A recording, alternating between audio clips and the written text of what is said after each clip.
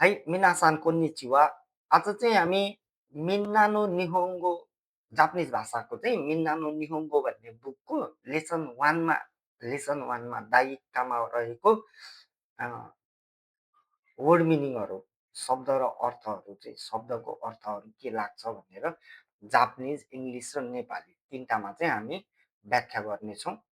ल, लेसन 1 मा जाउँ। लेसन 1, वातासी भनेको म, वातासी ताची भनेको उही हामी, आनाता भनेको तिमी, आनोहितो भनेको चाहिँ त्यो मान्छे भन्छु नि हो आनोहितो। आनो काता छ यहाँनिर, आनो काता यो भनेको चाहिँ आनोहितोको चाहिँ पोलाइट शब्द हो, पोलाइट पोलाइट इक्विभ्यालेन्ट हो। आनोहितोको भनेको त्यो मान्छे भन्ने अर्थ लाग्छ भने आनो काता भनेको उहाँ भन्ने अर्थ लाग्छ है।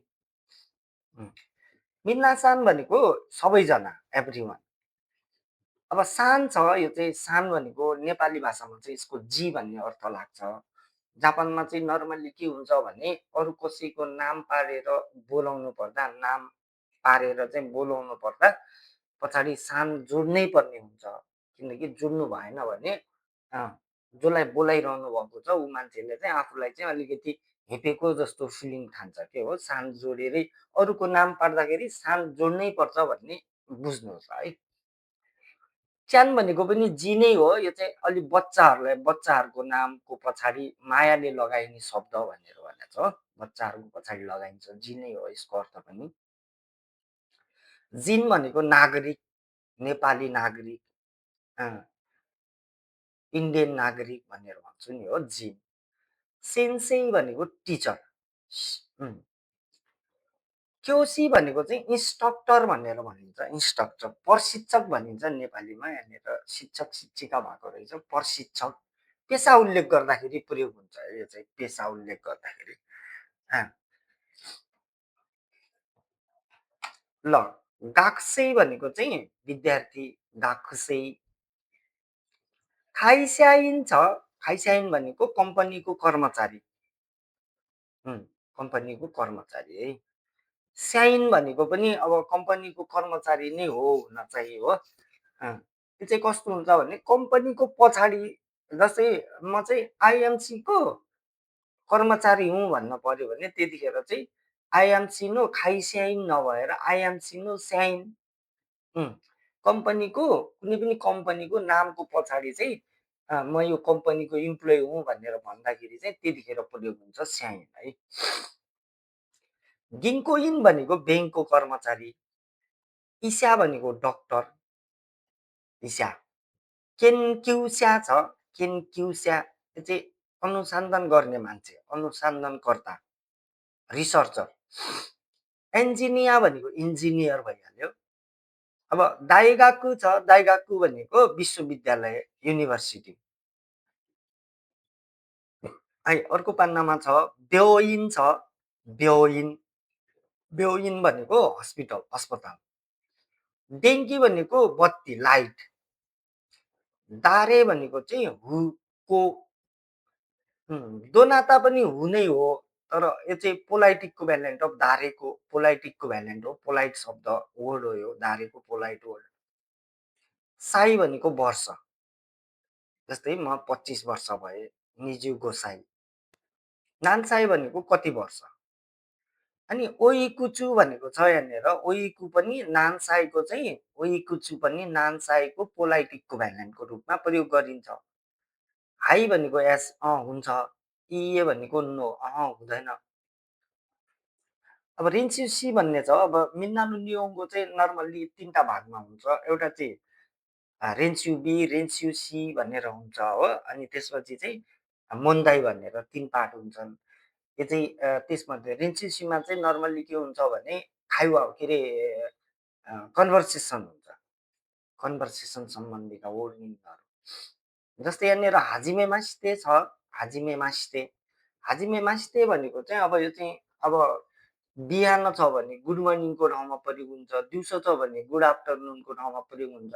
नर्मल्ली नेपाली भाषामा चाहिँ यसलाई चाहिँ सबैमा प्रयोग हुन मिल्ने भनेको हाम्रो नमस्ते छ नि त हो। नमस्ते भनेको जस्तै हो, तर यो चाहिँ कसैसँग पहिलोचोटि भेट हुँदा मात्रै प्रयोग हुन्छ है। यो चाहिँ नेक्स्ट टाइम, सेकेन्ड टाइम त्यसै मान्छेलाई भेटेर चाहिँ तपाईँले अभिवादन गर्नु पर्यो भने हाजिमे मासिते हुँदैन है। यो चाहिँ पहिलोचोटि भेट हुँदा मात्रै प्रयोग हुन्छ है। अब यहाँनिर डट डट डट कारा किमास्ता भनेर दिएको छ। डट डट डटबाट आएको हुँ। म चाहिँ नेपालबाट आएको हुँ। नेपारू कारा किमास्ता।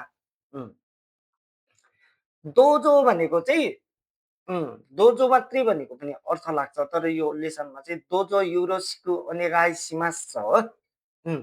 दोजो युरोसिको ओनेगाइसिमास यो सबै एउटै शब्द हो यो। अँ, यो भनेको चाहिँ तपाईँलाई भेटेर मलाई एकदम खुसी लाग्यो, तपाईँलाई भेटेर खुसी लाग्यो भन्छु नि हामी हो। दोजो युरोसिको ओनेगाइसिमास। सिचुरे देशगा भनेर भनेको छ। माफ गर्नुहोला तर भन्छु नि हो। माफ गर्नुहोला तर नाम चाहिँ के पर्यो, माफ गर्नुहोला घर चाहिँ कहाँ पर्यो भन्छु नि हामी हो। सिचुरे देशका ओनामाएवा भने जस्तै हो। यो चाहिँ कसैको व्यक्तिगत जानकारी सोद्धा प्रयोग गरिन्छ, जस्तै नाम ठेगानाहरू हो। ओनामाएवा भनेर भन्यो शुभ नाम भनेर सोध्छु नि हामी कहिलेकाहीँ हो, शुभ नाम। कोचिरावा डट डट डट डट सान्देश। उहाँ चाहिँ डट डट डट रामजी हो अथवा श्यामजी हो, उहाँ चाहिँ हरिजी हो।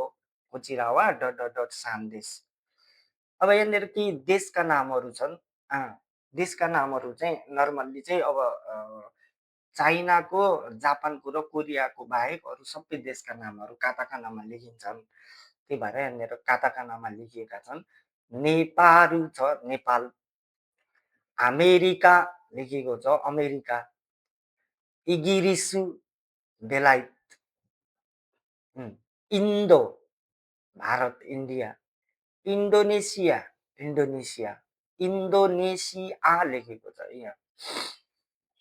त्यस्तै खाङकोकु छ।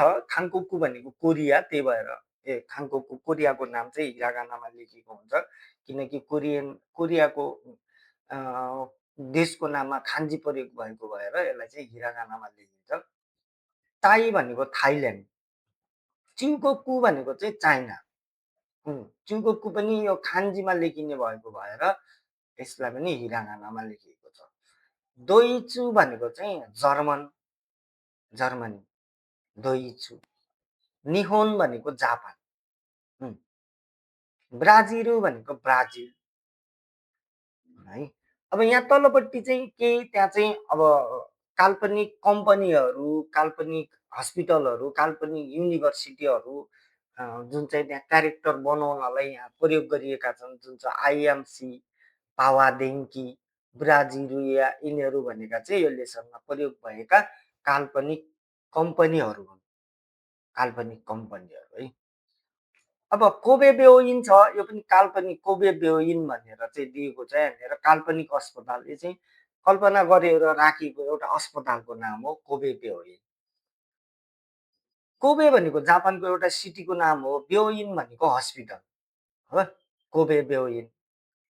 साकुरा दाइगाकु, फुजी दाइगाकु भनेर लेखिएको छ यहाँनिर। यो चाहिँ युनिभर्सिटीहरू, कल्पना गरेर राखिएका युनिभर्सिटीहरू छन् यहाँनिर। साकुरा युनिभर्सिटी, फुजी युनिभर्सिटी भनेर चाहिँ दुईटा युनिभर्सिटी चाहिँ कल्पना गरिएर राखिएका छन्। ल, मिन्नानो नियोङ्गोको लेसन 1 मा भएका शब्द र अर्थहरू चाहिँ यति नै हुन्। आजलाई चाहिँ यति गर्दै बिदा चाहन्छु। हस्त, धन्यवाद।